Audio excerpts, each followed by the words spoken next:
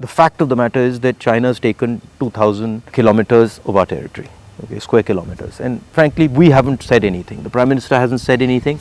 The military has clearly said that they're sitting in our territory, but the Prime Minister said nobody has come.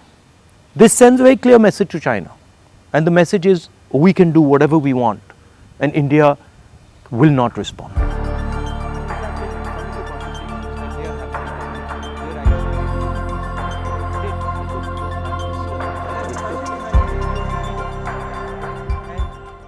The security of the country, both internal and external, your opinion on it? I think our government has completely gone and miscalculated. We constantly hear about what is going on the border.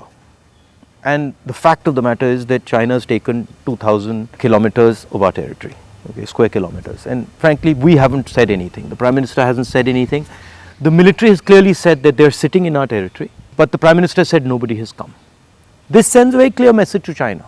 And the message is, we can do whatever we want, and India will not respond, right? And in fact, in some of the conversations that they are having with our military, they're actually making the statement that, look, your Prime Minister himself has said we are not in your territory. So what is the conversation about? So it destroys the entire negotiation position of India. Right? So that's one aspect of it.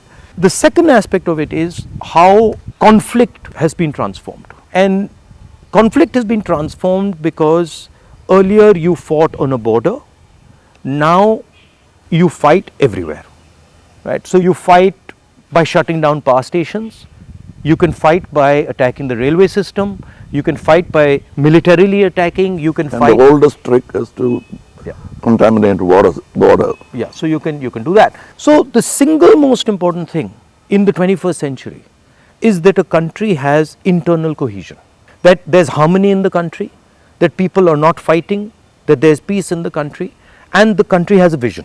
The point is not going to war, right? The point is being in a position where you cannot be attacked. And there's a link between a weak economy, a confused nation without vision, hatred and anger, and the Chinese sitting in our territory.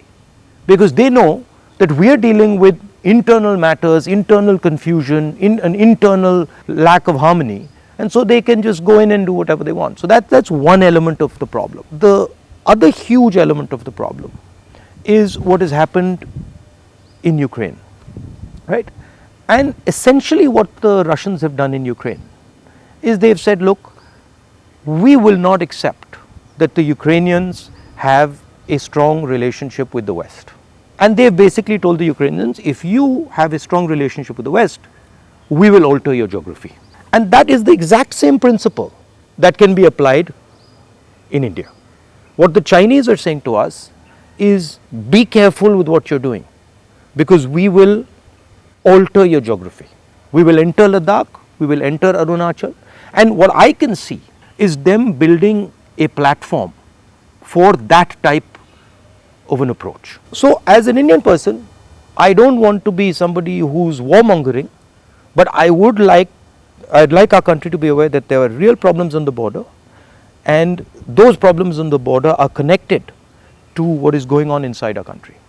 When Indian fights Indian, when the economy doesn't work, when there's joblessness, our external opponents can take advantage of that situation. Yeah, so that's broadly an opportune moment of distracted